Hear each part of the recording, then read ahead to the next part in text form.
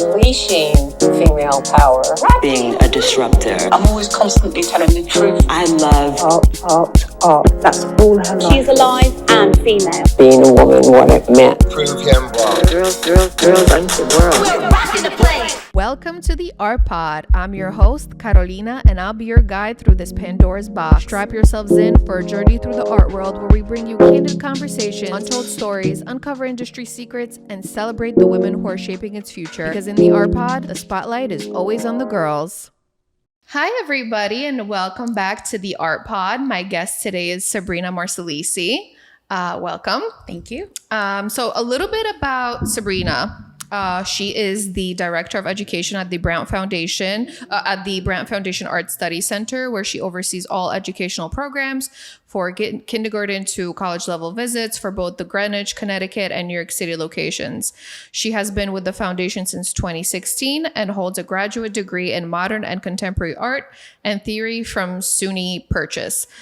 She resides in Westchester, New York. Yes. So I want to kind of start. Maybe you can tell us a little bit about what is it that you actually do, like your day to day or your responsibilities at the Brant Foundation, and maybe also tell us a little bit about the mission of the institution. So the Brant Foundation was started by Peter and Brant, who is an avid collector of contemporary art. First started with, it's really funny, first started with Warhol as part of, the 1960s when he started collecting. He had Leo Castelli, who was advising him along with Bruno Bischofberger. So wow, so like the old school. So you have like the best of the best. Yeah. The creme de la creme. And, they advised him, don't look at abstract expressionism or impressionism, which was what was, I guess, sought after in the art market. The price point was too high. They've been inserted in the art historical canon. So they said, start looking at emerging artists. And at that time, it was Donald Judd, Klaus Oldenburg, Andy Warhol. So that's what he did. And with each decade that came, from the 60s, 70s onwards until now, he's always been looking at emerging artists. So the Brant Foundation opened in 2009, and we have the mission of promoting the appreciation and education of contemporary art and design. And we do that through our biennial exhibitions. My job as director of education, I feel like, is maybe not the same as anybody else who would have that role. Okay. Because the foundation, I want to say as of like 5 years ago, it was like 3 of us. It was the director, his daughter, Allison Brant, the associate director, and myself. Now we've gone from 3 to 6. Okay. But we all wear a lot of different hats. So, with my role, with my title, it's preparing the research for an exhibition on the artist, on the artworks, educating our intern staff about that and how to talk about the work with our guest. When you go to our exhibitions, we don't have this full-blown didactic material. It's more of it's an experience. And Mr. Brant has always kind of excluded that type of display of information because art is meant to be experienced. Right. The first thing you do when you walk into an exhibition is you read what it's about, and then you read about every style and every decade. So it's really about the experience. So that, and then of course educating, institutions that come in, and then children. So there's that, but then there's just also, we do everything in-house from exhibition catalogs, the website. It's all from this very small team. Yeah. Do you also work on, let's say, publications and things like that? Like, do you all share responsibilities for things like that? The director and the associate director, but just people think that with a foundation that you have like at least like a team of 20, and it's really not. Our associate director is doing the wall text, and it's just really all of us putting things together. I do the event planning for anything that we do with partnerships with different organizations, down to our opening events, so it's a lot of different hats, which is great because then you get to see a little bit of everything. Yeah. And kind of have your hand in the pot, which can sometimes go poorly when there's too many cooks in the kitchen, but it works really well with our team. And we've all been there for such a long time. So it's almost like a well-oiled machine at this point. Yeah, the common theme of everybody who I have on this podcast is that they work in an institution where there are people who wear many hats. Yeah. Which means, maybe we're kind of understaffed in every single sector across the arts. Yeah. But so the Brant Foundation has 2 locations, Yes. right? How do you kind of manage your time between both locations? Well, we used to, when we were even a smaller staff, kind of just bounce around from each location. But now we're really primarily focusing on the city location just because there's just so much foot traffic in Manhattan versus Greenwich, Connecticut. We're not on the avenue. We're kind of like, you have to take a train up and then an Uber there. Yeah. So, both spaces are beautiful and have been a great venue to display artwork. It's just Manhattan is, where it's at, I guess you could say. Can you tell us a little bit about the history of the building? Because, I love what you guys took it from. So it's funny because both are historical buildings. The Greenwich location is a fruit storage barn that was built in the 1900s. And Richard Gluckman renovated both spaces, but our New York City space, which looks like the Ghostbuster building. Yeah, no, it's so beautiful. People think it's an old firehouse. It's actually an old Con Edison building. And it was built in the 1920s in this very kind of neoclassical style. And it existed as a Con Edison building until the 1980s. And then Walter D. Maria purchased the space in the 1980s, and he worked and lived out of that space until his death in 2013, which is when we purchased the building and started renovations. And no matter, the same thing with, the Greenwich space, there's this feeling of, when it was renovated, you had all this exposed ceiling. So these like beautiful wood pillars and wood beams going across and all this natural light. And then the same thing with the city space. It's, when you get down to the second floor, we still have the original brick, the gantry that would like slide across the tracks, picking up, heavy equipment, generators. So there's this kind of historical preservation to both of our buildings. No, the one in the city is great, but I've never gotten a chance to go to the Connecticut space.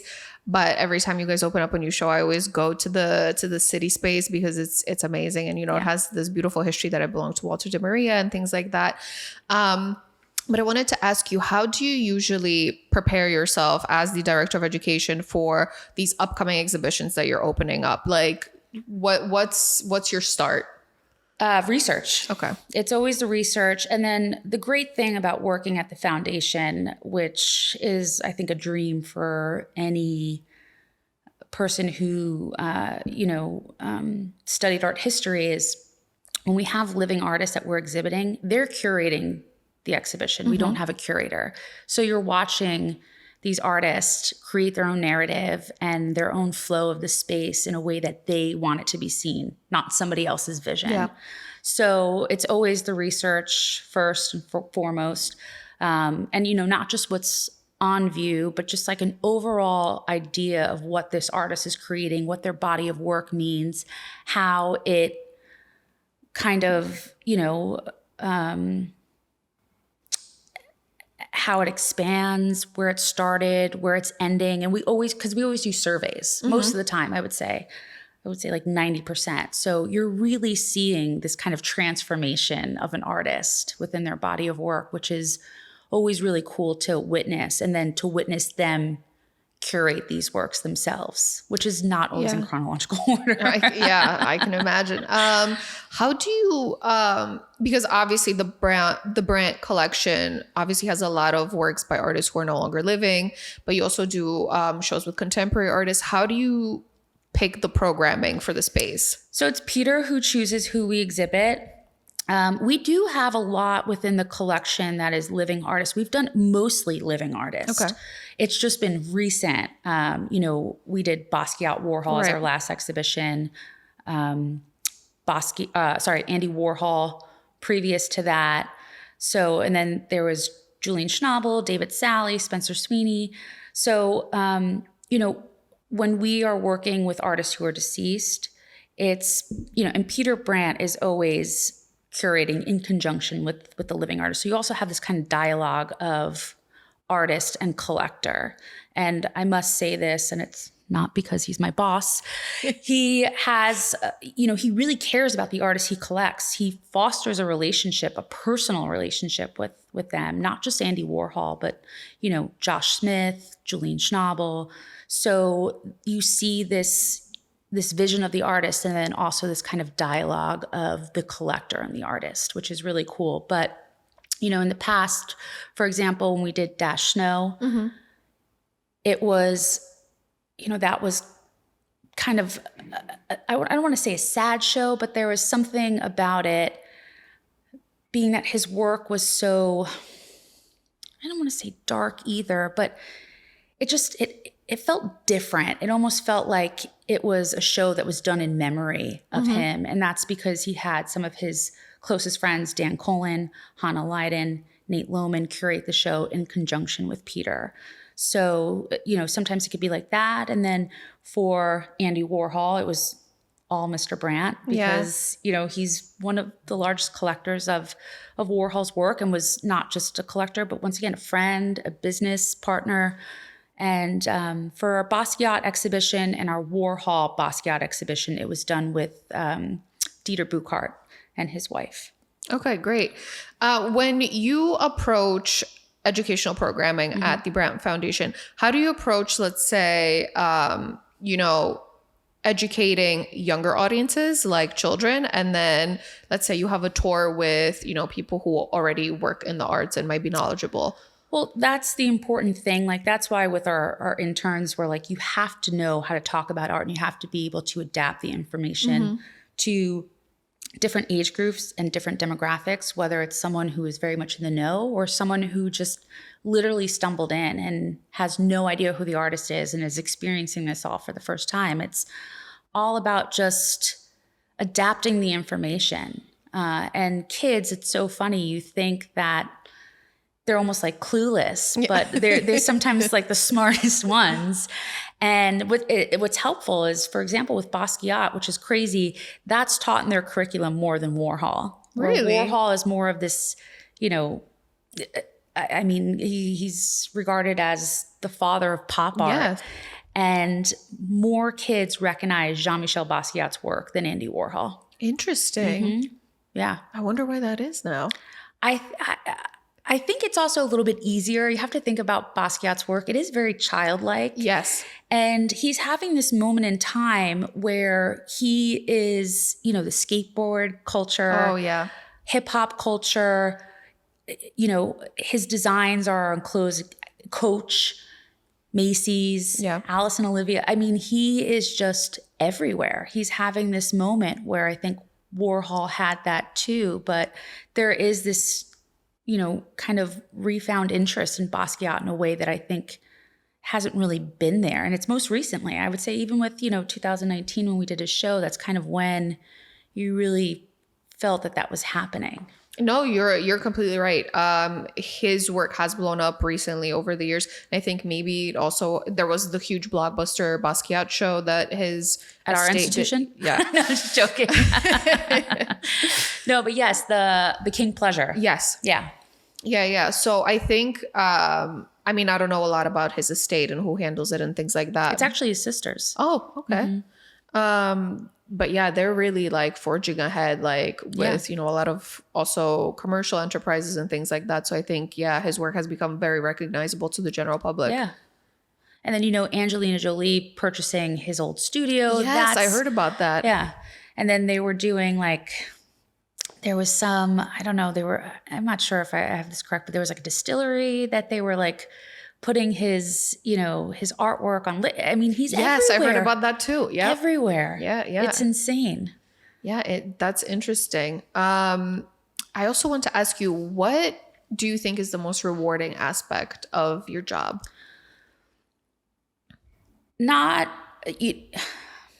Teaching kids about contemporary art is pretty amazing to watch because you just watch their kind of mind be blown, where they're looking at, let's say, like a Lonnie Holly sculpture that's made out of trash. Yeah. Or they're looking at an Andy Warhol or Basquiat. If just like anything can be art, and they're just like, what? Yeah. You know, they don't even understand. And I'm just like, yeah, Basquiat was drawing on doors and radiator covers. And, you know, you could make artwork out of garbage, and you could use gum, like thinking about Dan Colin or Urs Fischer with bread. Yeah. So that's pretty rewarding, is to see their mind kind of be blown and then expand at the same time, of just art isn't just paint, pencil, pen. It can be anything. And then, of course, watching these artists, you know, curate their own shows. And, you know, some of more of the contemporary artists, it's such a treat. But watching Julian Schnabel or Francesco Clemente or David Sally curate their show. I mean, these are artists that are going to go down in history. You know, that group of artists from the 1980s is incredible. And it's really funny because Julian Schnabel, he's great. You could ask him, like sometimes when we do these shows, we only have certain asks for the artists because they're busy. And Julian Schnabel will take the opportunity to do anything. He's great. He really is. And you would think that because of his status in the art world that he would be like, no, but he toured 100 kids from the visual arts high school through his exhibition. I want to say that was 2021. It was right when we opened back up after COVID. And you couldn't get him stop talking. Like he was just, and we were all just like, wow, this is so great. Yeah. And there were some kids that were just like, and it's like, you don't understand. This man is going to go down in history. Yeah. Like you're listening to a master talk about his work. But yeah, it was only because like, I think he talked like an hour and a half, you know, which, that's what I'm saying. He's great. Yeah, no, that's interesting because some artists are like, don't ever want to talk about their work. You can't even get like an artist statement out of them sometimes. They're just like, you know, it speaks for itself. So it's interesting that he has that kind of personality.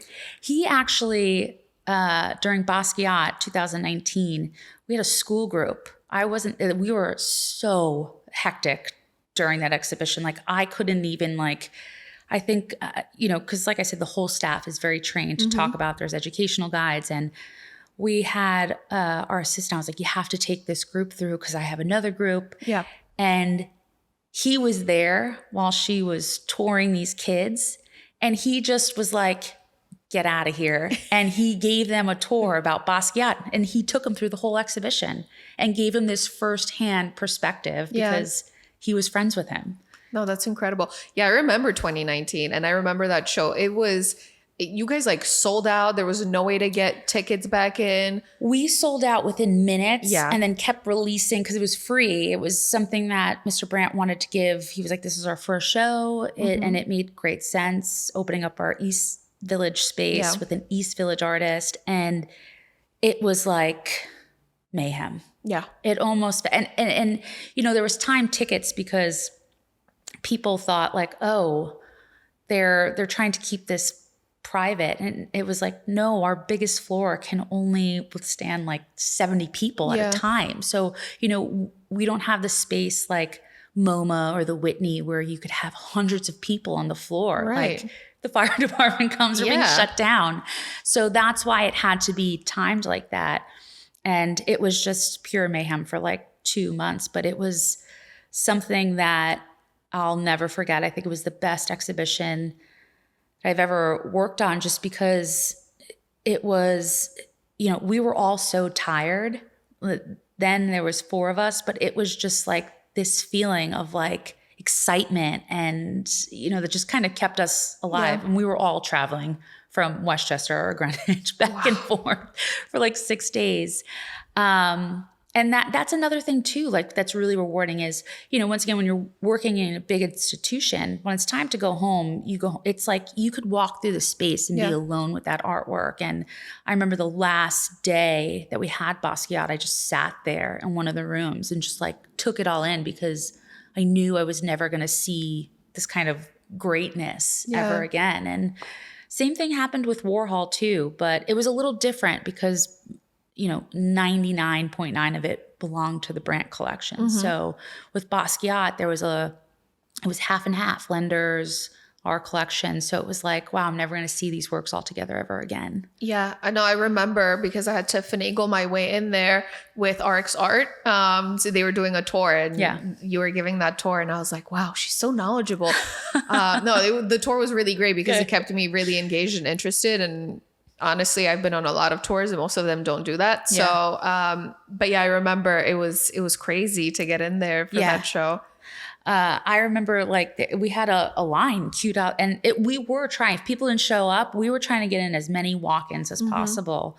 And we, and then it was, we'll never say no to a school group. So, we normally have private days, but those private days were just so jam-packed that it was like, I'm taking 50 kids through the exhibition with the general public. And it was a lot of fun. And it was really great to see, you saw people who knew Basquiat that cried or were having these emotional experiences, just seeing the work in the space. And, like I said, just the kids and, just giving certain colleges an opportunity that normally had, they reached back out to us of saying, we've never had this kind of experience, like LaGuardia Community College. And it was just like, wow, we told the public that they couldn't come into the back room and we just let them be. And it just was, everybody just felt good leaving that exhibition.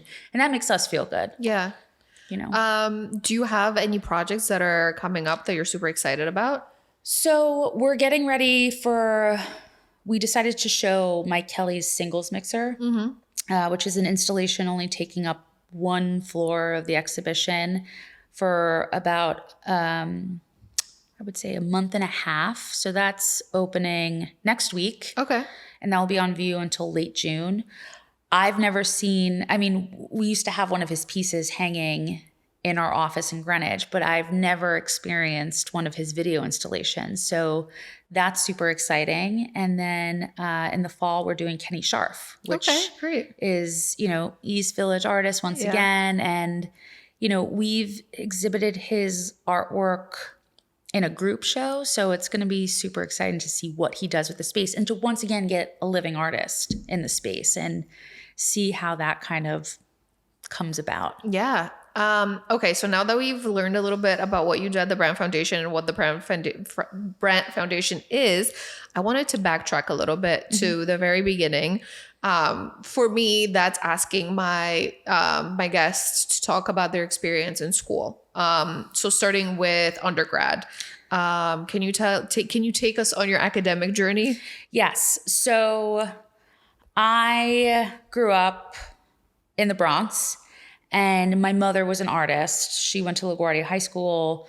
She was amazing at painting, charcoal, everything, at basically everything. And from as young as I could, my first exhibition I ever remember was Elizabeth Taylor's Jewels at the Met.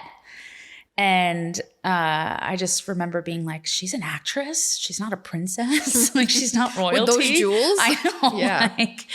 And she always took us. And, I was both mesmerized, but at the same time, let's say in high school, it was like you didn't want to give your parents any kind of satisfaction. Yeah.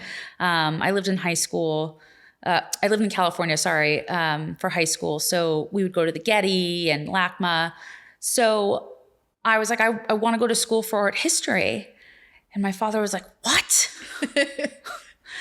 What do you mean? What kind of job are you going to have? Why don't you do something that's gonna, that people need, like a hairdresser or a nurse or a teacher.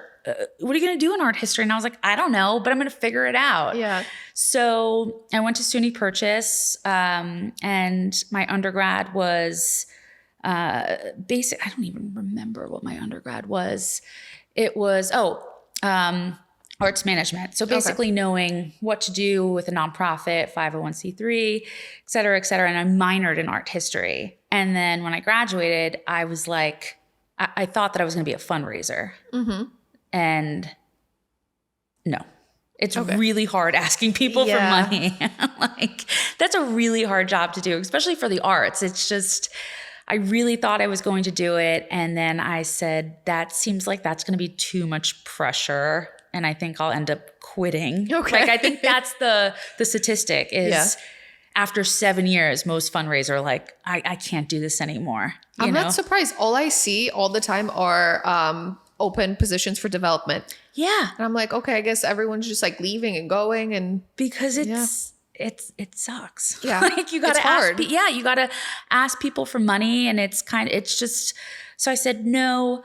I'm gonna go for art history, which then fueled my father's anger even more. Of like, well, I thought you were gonna become a fundraiser, and I was like, no. And he was like, what are you gonna do? I was like, I don't know. So then I went to grad school. And I was at I went to SUNY Purchase for undergrad and grad school, and I just fell in love. Like, it was just amazing. It was just all art. It wasn't like, how do you, order of operation, blah, blah, blah, blah, blah. Yeah. It was just all pure art. And then it was like, for undergrad, it was all kind of dead art, traditional art. So now you're being exposed to like my cat's name is Marcel, because I took a class. like Duchamp? Yeah. Oh, wow. And okay. I was just like enamored by this man. And it just opened up like a whole new world to me. And then, while I was in undergrad, I got the internship at the Brant Foundation. Okay. And then I continued on throughout grad school.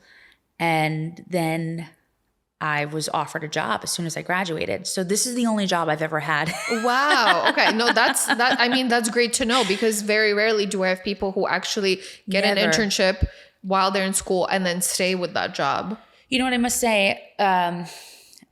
Once again, not just because I work here, everybody, like, they're great. They hire within. The associate director was the first intern to Allison Brant. And it was just Allison who was doing basically all of our jobs. Yeah. At one time with like a small child.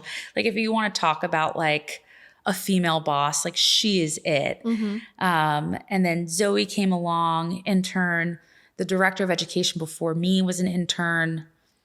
Our assistant was an intern. Our previous assistant was an intern. I mean, everybody that works for us basically was an intern. The two other people that we have were interns. So we hire from within, which doesn't normally happen. No. But once again, it's a very small staff. So you're working with these people very, very closely. It's not like you have 30 other people, and it's just, you're working with us, and we're taking the work that you're doing as an intern serious. Like, you're helping us. And that's how, we do it there, is we just hire from within, and it works. How did you get the internship while you were still in school? My advisor told me about it. And I remember I had like a meltdown. I was like, oh my God, I don't know. Like, I almost felt like I wasn't good enough. Yeah. Because it's just this I was like, I went to state school, and then it's like the most humble people ever to work with. And we're not just colleagues, we're like family, friends. We've been together for years. Zoe has been there for 15 years. So it's just, it's honestly a great place to work. And they're not paying me to say, I really mean that. It's it's just the team. And, we were all females running this institution and then running 2 institutions. We just hired our building manager, Jesse Fischler, was the first guy that we hired. And then we just hired another guy, Mario. But before that, it was all girls. All girls. Yeah. Which felt really great. Yeah.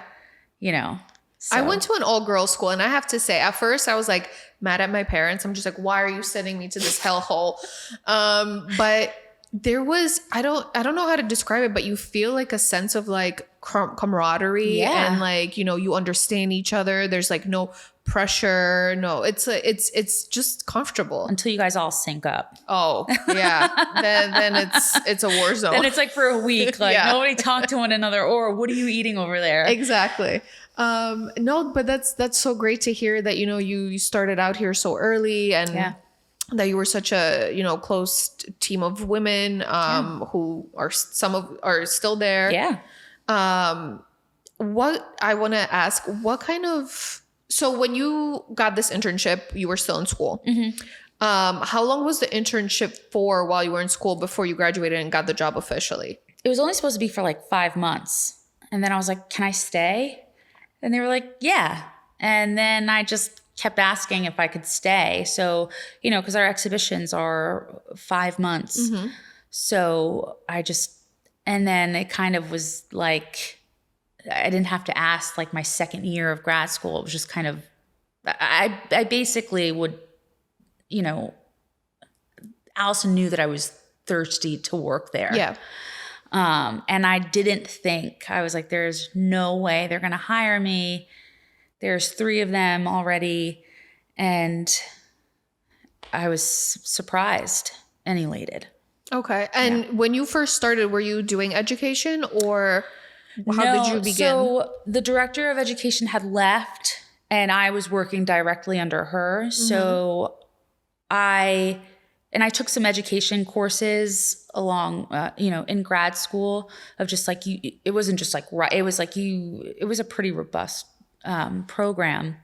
And I was just basically doing that. And then I, was promoted and got my title either right before Basquiat, maybe with Clemente. So that was a huge, to have a director title within the foundation was a huge achievement. And, I think if I looked back, I was really determined and really ambitious, but I still think if somebody told me that I would be working for the foundation as long as I have been and kind of had that journey, I would be like, no way. Yeah. No way. And 2019 when we did, we all kind of were like pinching ourselves of just like, wow, this is amazing.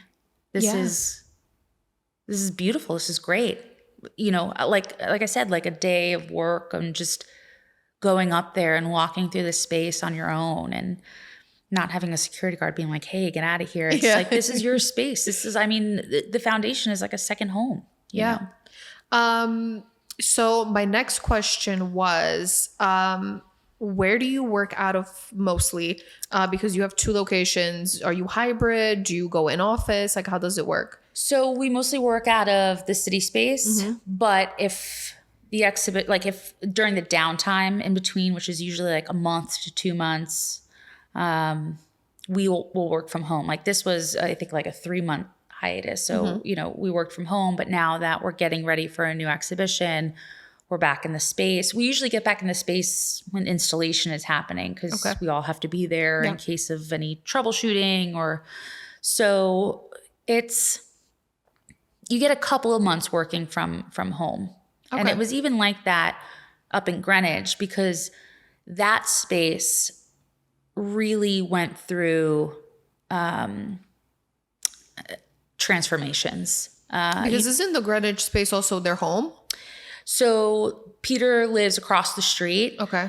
The reason why we would work from home the 2 months in between and not in the office is because, when you have an artist curating their own exhibition and they have free reign, it's like a kid in a candy shop. Oh, so, I can imagine. You had Urs Fischer dig like, I want to say it was like 30 or 40 feet in our brand new renovated building.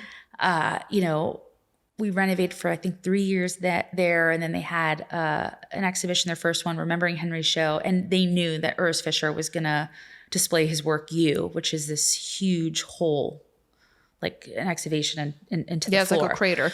Yeah, crater. Exactly. Yeah. So, that building goes through a lot, whether it's like fake walls. I'm trying to think of like other ways that, David Altmed was a crazy installation. That was before my time. And it's like, even when I look at the pictures, I'm trying to wrap my head around it. It's just like, you have these sculptures in this mirrored room and you're looking at the sculptures like almost like in an infinity way. And that building goes through a lot of work, just with the artist presenting, and then it has to be turned back to this kind of plain.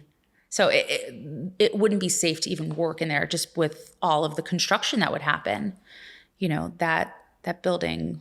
That's why it's another reason of just, it needs to have some TLC. It's a very old building and has gone through a lot of transformations. It's at a landmark, right? Yeah. It is? Yeah. Okay.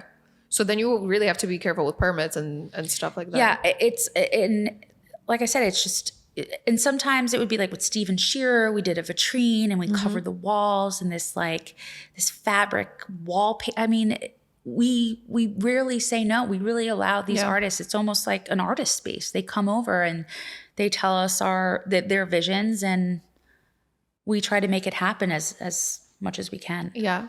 I mean, this wasn't like a crazy exhibition in terms of, installation, but which show that I really loved that you guys did? I forget the artist's name, but it was that dancing doll in front of the mirror. Oh my God.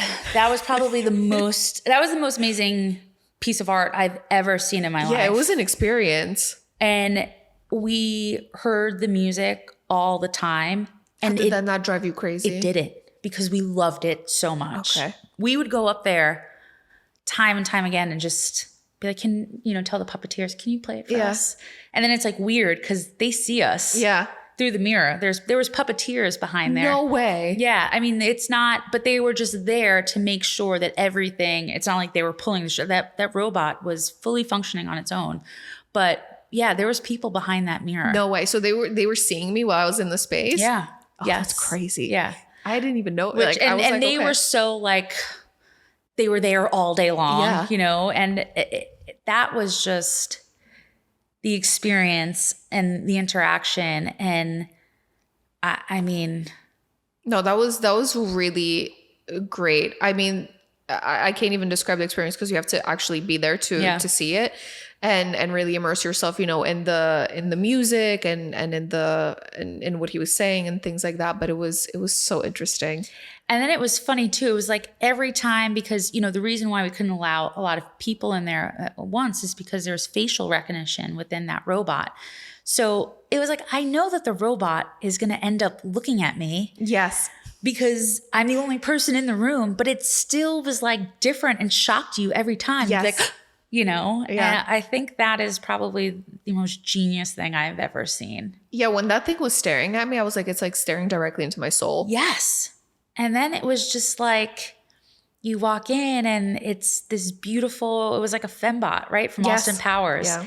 And it was this beautiful figure, beautiful female figure. And then you looked in the mirror and it had that witch face and the eyes. And it was really important to and the puppeteers were also there. If her hair became, out of place, they would brush it back. Oh, wow. Yeah. So she had her whole glam team there. Yes, exactly. It was, it's the artist's vision of what she's supposed to look like. So it was, yeah. Oh, that's so interesting. Fun facts that I learned now after the experience. For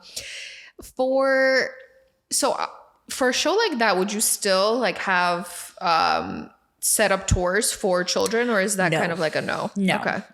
Even for the Mike Kelly, it's not. It's just the idea of it is also just so conceptual. Yeah. It's just though there's some shows that we don't do, we didn't do for Dash Snow. Mm-hmm. There was explicit nudity in that, and just the whole nature and theme of the exhibition. So sometimes we don't do educational program. And for Jordan Wolfson, we had a lot of college students that came in, and we told them, or professors would reach out and we would say, hey, listen, we could do it on a Tuesday, no problem, but it's going to be 3 of you or 2 of you at a time. So, we'll give you time slots and students can show up at those time slots. Because the most important thing to us is, the safety of the artwork. Right. So for, cause you mentioned professors would reach out to you. Do you have set up or do you have existing relationships with schools that you work with all the time, or do you go out of your way to reach out to neighborhood or community? So when I took over, just in Connecticut, it was just kind of focused on Greenwich, and then I expanded to, Stamford, Westchester, and camps from all over within the area. But in New York City, it's like a whole different ballgame. Oh, yeah. So, when we first came down there, it was like, I didn't even have to research who, what, where, because we had such an influx of schools reaching out to us. So that's how it started for me in New York City.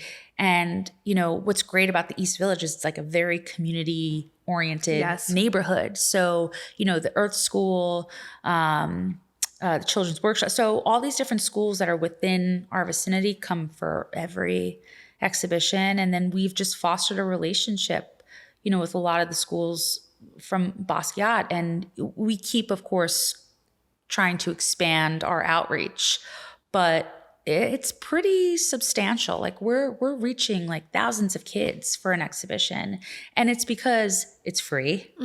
We'll never charge, even if we're charging admission for a ticket, we'll never charge for a student visit or like a group student visit.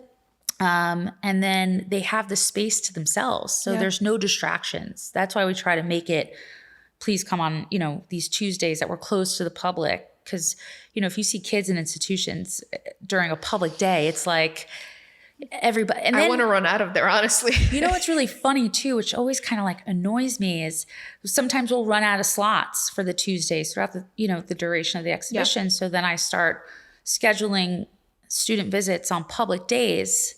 Because once again, we don't want to say no. And you're asking a kid a question and they're sitting there. It's clearly they're sitting in front of the artwork. It's clearly a designated school visit. And you have like adults that are popping in and are answering the questions or like joining their tour. And we're like, get out of here. What? Yeah. So that's why we really try to keep it. It's usually men mansplaining.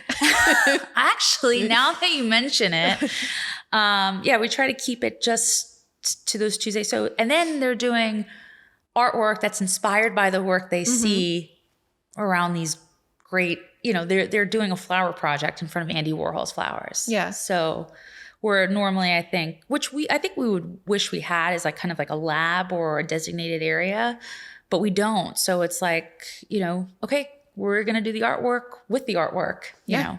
You know what's interesting when you talk about how kids like see these paintings and these artworks, I always because I have a young niece and she loves art and things like that.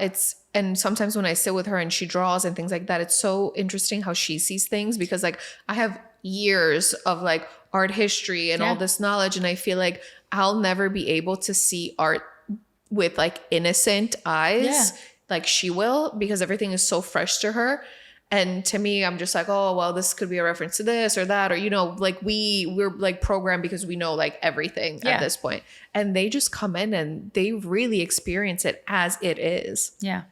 There's been times where I'm like, whoa, I didn't even think of that. Yeah, you're right. It's like this kind of innocence, this freshness, that kind of greenness where you're just like, oh, wow. Yeah. It's like getting to read your favorite book for the first time. Yeah. No, but great. Thank you for telling me all of that. I wanted to ask you, what sort of challenges have you faced along the way of either, well, obviously not looking for work because you got lucky and, you landed like a job that you absolutely love, which is fantastic, but maybe as a director of education? Sometimes, trying to figure out, I guess, like for Basquiat and Warhol, I feel like that was a little difficult to, I don't know why, because Basquiat was so easy to do on his own and Warhol was so easy to do on his own. But to kind of bring Basquiat and Warhol together and kind of streamline that information for younger kids was a little, it sometimes feels like you're a comedian. And if you kill a joke, you're like, okay. How do you recover from that? How do I recover? Yeah. That can sometimes be a little bit of, or if we have, like we just did Warhol, we did Basquiat. So coming up with like art projects can sometimes of like not feeling repetitive in the kind of objective that you're trying to do with the kids. The one great thing was collaboration, and all kids collaborate in art class. But I guess sometimes that can be it, or dealing with people who find the work vile, and they're just, you gotta like kind of like, well, why would you show this? And it's like, they got upset. Somebody got upset that in the Andy Warhol Basquiat show, there's this one work called "Fuck You Dentures," and it said the word "fuck you." That was it. That was really the most. Yeah. And he was like, "How do you display this?" And it's just like, you go to the Met and you go to Rome, because he was like, if you go to Rome, I said, yeah, where you're seeing rape. Yes. And literally genitals on view. Yeah. Not even that, but like you're literally like the rape of the saving women. Yeah. Like you're looking at it's in the rape. title. Yeah. And you're upset because it says fuck you. Yeah. So that's sometimes trying to navigate with that kind of rhetoric from our visitors can sometimes be a little difficult. We had one visitor just beside himself that Mao was on display for Andy Warhol. And, art is supposed to evoke all sorts of emotions. It's not always and just thoughts, happiness. Yeah. And, Andy Warhol, the whole point of that exhibition was to not just show the variety of Mr. Brant's collection, but also like the importance of Andy Warhol to 20th century American art and being this amazing visual recorder of the times. And, that year, Time Magazine had like Mao as Man of the Year. Yeah. So that's why it was painted. It was not painted for any other, reason. I don't even think the world, our country knew what was happening at that time or what Mao was doing. It was just all about the fact that there was this meeting between Nixon and it was these two countries that were at odds that were meeting together. So it's just sometimes kind of navigating through difficult conversations because of the nature of the work. People, and I say this all the time, I think people need to always consider that sometimes art will invoke a negative emotion in you because of your past experience. Sometimes it's positive, sometimes it's happy. I feel like an artwork fails to deliver when it just makes you feel nothing. That's what I told him. I was like, art is meant, it's doing its job. Yeah. And the same thing happened with Dash Snow. I mean, showing Dash Snow in Greenwich, Connecticut was a bit of, a challenge. Yeah. And it was some people were really appalled. And it was like, well, he succeeded. Yeah. Because you're leaving here in this kind of, hissy fit or this fury, but it's an emotion. And that's what art is meant to do is to bring up emotions, whether they're good or bad. Exactly. And, even if I hate an artwork, it made me, really sit there and be like, well, why do I dislike it? Exactly. It made you think. Yeah. And that's what art is meant to do, no matter what it is just to make you think. Exactly. Make you feel, experience. Yeah. Yeah. Which age group do you think is the most challenging to work with for you? High school. Really? Well, eye roll. Eye roll, yeah. It's because they're at that age where it's like they want to answer, but they're like, what are my peers thinking about me? Yeah. So I try to be like as cool as possible, but that also, once again, it's like a failing comic on stage of just like cricket. And I'm like, all right, well, I'll give you the answer. I think high school, because it's a weird age. And then even middle school, like once you get to like 7th or 8th grade, it's starting to be like where they're too cool. And it's just, and then you could see that they like when they do start answering, you're like, oh, wow, you're interested. And, but it's just kind of this feeling of like, what do my peers think of me? So usually when you have like, let's say students from high school, are they part of an art history class or is it just all types of students? Not always. Like sometimes it's an art class and other times it's just the teacher's like, I want you to see this artwork. Okay. So, there's times where they're like, hey, listen, they don't know anything about anything. I had a group of kids come in from Brooklyn and I said, how many of you have collaborated with your fellow classmates in art class? And they were like, we don't have art class anymore. So it's like, because that's always the first thing that's cut, unfortunately, which is so crazy. And so, that can sometimes be a challenge because you're basically teaching them I try to ask teachers, can you do a briefing? And usually they do, but there's times where, and you know what, it's fun because once again, you're like, wow, this is art, a soup can, a graffiti artist. Yeah. That's something that's deemed as a crime. Yeah. No, it's interesting that, and I'm actually happy to hear that you have students from, all walks of life and backgrounds because like you mentioned, the first thing that always gets cut is arts funding. And, a lot of schools don't care if students go and see these things and, are exposed to this sort of culture. Yeah. So I'm glad that, some schools are still making an effort to provide that. They are, and they have incredible students, incredible teachers who are advocating for these students. And, even, it's just, like I said, it goes from like LaGuardia Community College to Columbia to Christie. And I always like having students, college students, come in who don't know anything. I just feel like it's more fun, of like, well, what do you think is going on? Yeah. And then just hearing what they think, not based on what they learned. Yeah. So how do you divide the tour responsibilities at the Brant Foundation? Because I know you can't do everything by yourself. I try because I have control issues. I do try. But once again, it's like our interns are, shadowing me. There is like a whole guide that is, and then, before they do tours, it's like a mock tour with me, which can be so intimidating, and I try to make it as easy as possible. Not as easy as possible. That's not what I mean. I mean, they really have to know the information, but I'm like, do you want me to sit down? Do you want me to not look at you and just write notes? Because that is intimidating. But that's something that we're really serious about is like, you need to know your information because you don't know who's listening. Yeah. It could be an artist. It could be, they should all know who their boss is, Mr. Brant. But you never know who's right around the corner.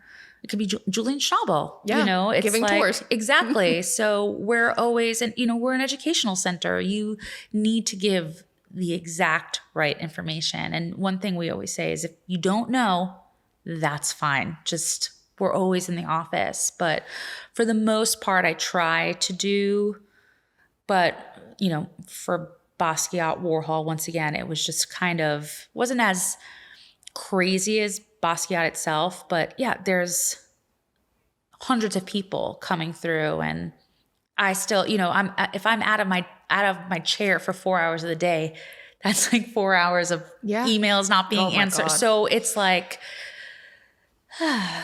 little. That's where it gets like a little stressful. Yeah, I can imagine.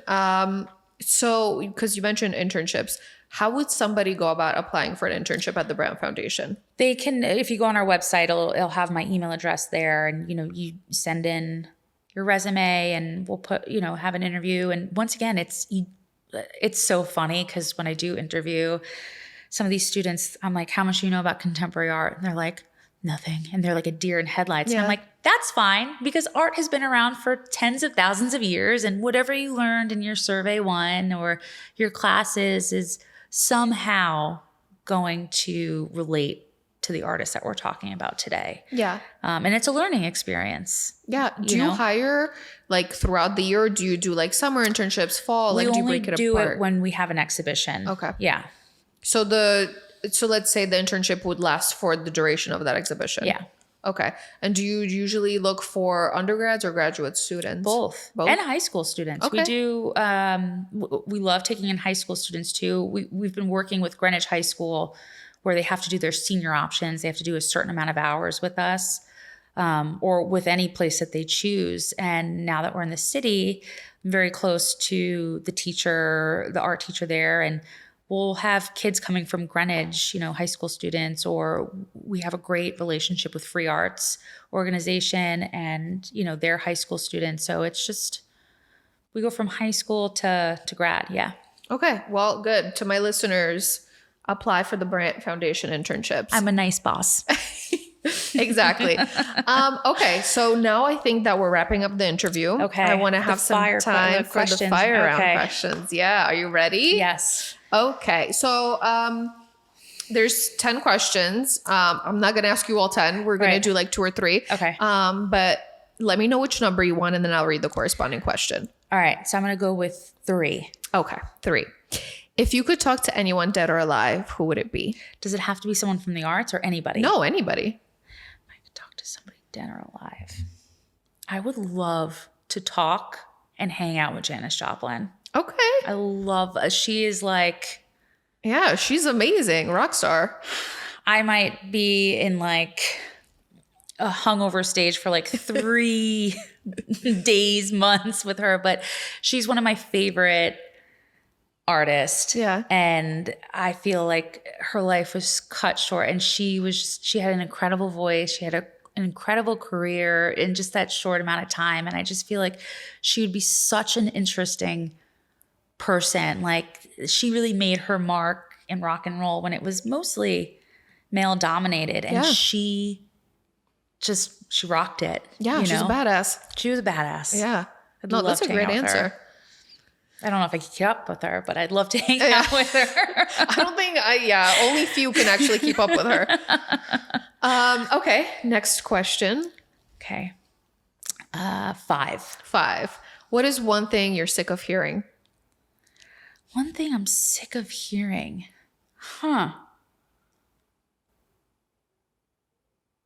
There's too much salt in that.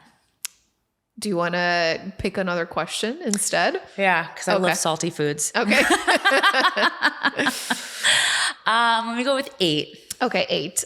What's a book you read that you didn't want to end? Oh my God.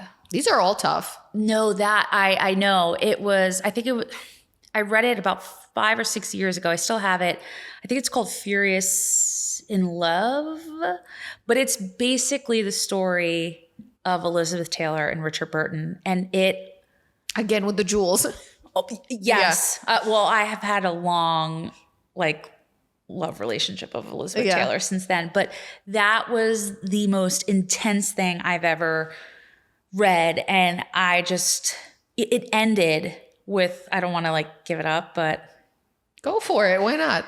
It was about, all of her relationships. And then when she met Richard Burton, and then, the Vatican kicked her out of Rome when they were filming Cleopatra. They were both cheating on each other's spouses, and they got married, and then they got divorced, and then she got remarried, and then they got married again and then divorced. But it was they always wrote each other these love letters, and it had all their love letters in the book. And it was just the most passionate love, definitely toxic, but passion, they really did love one another. And how it ended was he had remarried but was unhappy, and his last love letter to her was, "I want to be home, and home is with you." But wait for this. He was I want to say he was in Wales. He got into a bar fight, and he fell over and died. He had a hemorrhage, and she got that letter after he died. Oh my God. And I was like, no, there's got to be more to this. Yeah. And that was probably, I wanted to just keep reading on her life, and just because it was just so interesting. And, she wasn't allowed to go to the funeral. Why? Because of his wife. Oh, wow. So the wife was no. Yeah. So, and it's just can you imagine receiving that? I wanted to know, what did she think about it? How did she feel? How did she go on, knowing that? That's that's heartbreaking. I was in tears. I remember I was in Dominican Republic, and I was crying. And everyone was like, "Why are you crying?" I was like, "Nothing. It's just love." So that's another woman with a wild life. Wild life. Yeah. And a very strong woman. Yeah. She was as elegant as, but they said that she had the mouth of a sailor, could drink like the men, and was very strong-willed. She went out and she got it. Good for her. Although those women now are called, difficult. Yeah, exactly. So, no, but good for her. She's one of the highest paid actresses in Hollywood. She was queen in my book. Great. Love her. I have to read it. I'll bring it to you. Okay. No, I definitely have to, because now I'm just sad thinking about it. It was sad, but it was also just wow, what a beautiful, it wasn't cheesy. It was this really beautiful love story of these two people. I just feel like it's like almost like unrequited love, because now it's like he died, and then what would have happened after that letter? Who I knows? think they would have got back to. That's why I was like, Exactly. oh my God, What a life. what a life. Yeah. All right. One last question. Okay. Let's see. I said 5. No, I said 8. Said 8. I'm gonna But go. we also did 5 we and also 3. did 5. I'm gonna go with 1. Okay. Name an artist you admire. Name an artist. You have so many to pick from. I know, but I mean, does it have to be contemporary? No, modern? it could be anybody. Name an artist that I admire. That is a difficult one. My favorite artist ever, this is going to sound so cheesy. Go for it. Is Jacques-Louis David. Why not? It's just his art, whenever I've seen it, and it's just the most incredible, like, I love figurative art. I just do. And I love that there has been this return to figurative art within contemporary art. But there's just something about like the accuracy is just, you didn't have photographs back. Yeah. It's just incredible that you were able to achieve like the tenseness in your foot, like in the Oath of the Haradi. It's like, it's incredible. It's almost like magic to me. It's just so incredible to see that kind of precision. And during a time where, you know, you have artists who are working off of photographs, and I mean, you know, live models too, but it's just, it's the closest thing to and it feels, and it's just, and I also love like all the kind of Greek and Roman myth that is incorporated in his work, and just classicism together. It's just, You know what's crazy? So obviously, you know, we both work in modern and contemporary art, but my favorite painter is actually Vermeer. I have a signature tattooed on my wrist.